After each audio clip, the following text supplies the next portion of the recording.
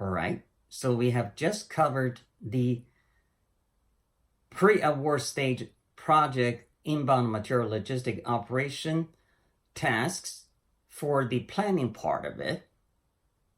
And on the presumption you already have a good enough plan for the logistic operation of this project or any project, you do need to make sure the very logistic service providers to be brought on board through subcontract by the awarded EPC will actually be capable to execute the contract plans the way you intended and so planned. So how do you do that? You don't have to wait until the post-award stage and go monitor. That could be too late, because with the wrong party on the plan, they may or may not be actually capable of doing the work that you intended for them. Even though you have done the work scope defining and the operation procedure drafting, they may not be able to do what you want them to do. So to make sure of that,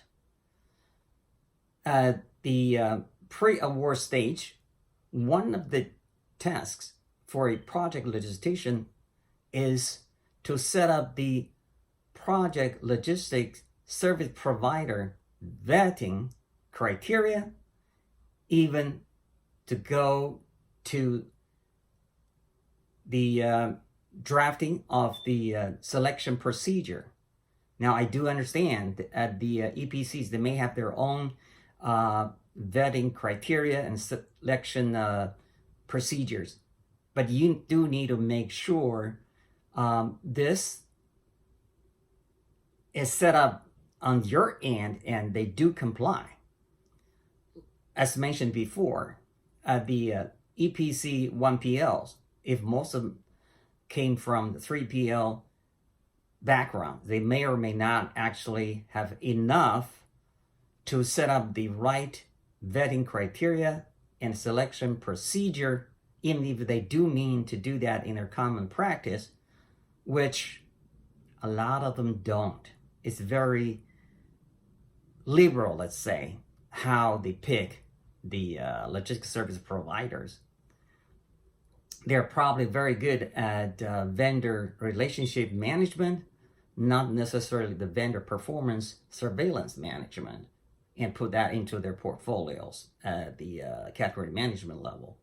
So anyway, how do you do this pre-award stage logistic task to specify what particular capacity, knowledge, and operational capability for the particular project, given the geological condition and the location, certain specific physical or operational challenges and the risks you want it to be addressed.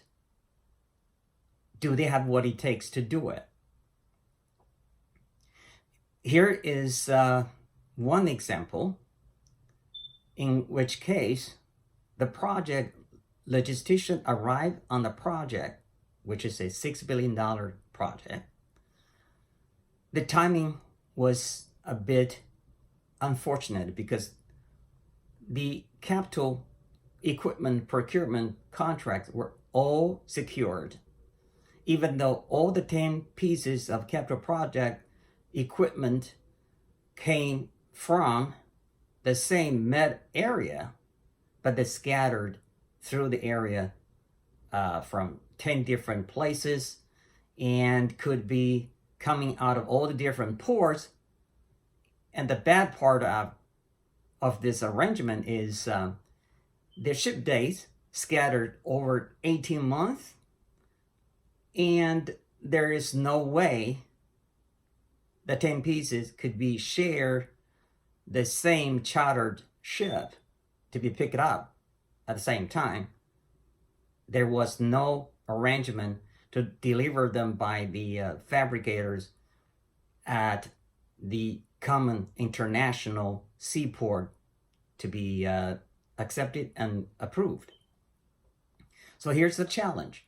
How do you do 10-piece capital equipments from the Met area to the US Gulf area within the span stretched over 18 months? So the project logistician thought about this and did extensive homework research before he invited 8 biggest 3PLs around the globe to come up with their proposal for the project logistic, which the logistician provided a profile on the project, provided the estimated WM weight or dimension of all the 10-piece capital equipments. 7 out of 8 3PLs invited for the proposals came up with the answer for the question the logistician put to all of them. How do you handle the 10-piece capital equipment out of the Med to the US Gulf area? 7 of them said, well, we can always put them on the liners. So the project logistician asked, really? Which liner? Because based on the research of the logistician, there is no liner service between Med and the US Gulf at the time. Not for that kind of equipment, not with that weight and dimension. So the 7 3PLs became quiet about it. The only one left said, well, there is a ro-ro service between the 2 areas, and we can place on that. Well, sound like this one knows better than the other 7. Except for the logistician already done the homework and talked to the line management of this ro-ro service that did run the regular service calls between certain ports of the 2 areas. The problem was with the dimension and the weight. The line management of the ro-ro service says, I'm sorry, sir, but with our ro-ro ships, that dimension is a challenge for us try to carry them on our ships. So basically, the liner service was out, and none of the 8 3PLs, the famous ones, had that knowledge. So how do you expect them to do the plan? When you have to hire the heavily breakbulk ships under void charter with 1 piece at a time, forget about the cost. How do you get them to be willingly accept such a charter?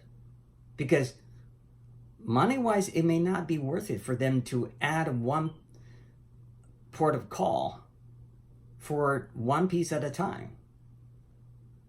Given all this sailing time at water and then the time for operation at port, it may not make money sense economically for the carriers. So that is one example. And then in the other example, on the same project, that the project logistician arrived and immediately looking at one proposal from the 3PL hired by the construction EPC, claiming needed $3 million to land 1 capital equipment. So the project logistician took the route survey himself and came up with the conclusion, no, the dredging part is absolutely not necessary, which by itself budgeted for $1.5 or $8 million by the 3PL hired by the construction EPC already hired for the pre-feed stage jobs.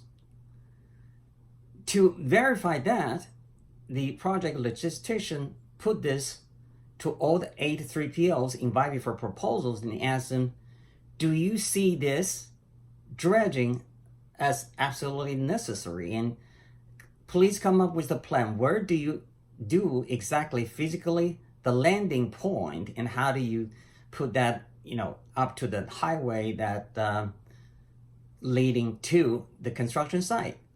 Now this time everybody came back with the proposal, actually concluded there's no dredging necessary, which is in total agreement with the assessment of the project logistician himself, which point to the fact the pre-feed stage awarded EPC. They don't have the competent 1PL in-house, and the 3PL they hired obviously come up with a wild number that does not make any sense to the professionals. Now that tells you, why do you need the competent logisticians to prepare for the project logistics at the pre-award stage and at the awarding stage, beyond just negotiate their budget rates?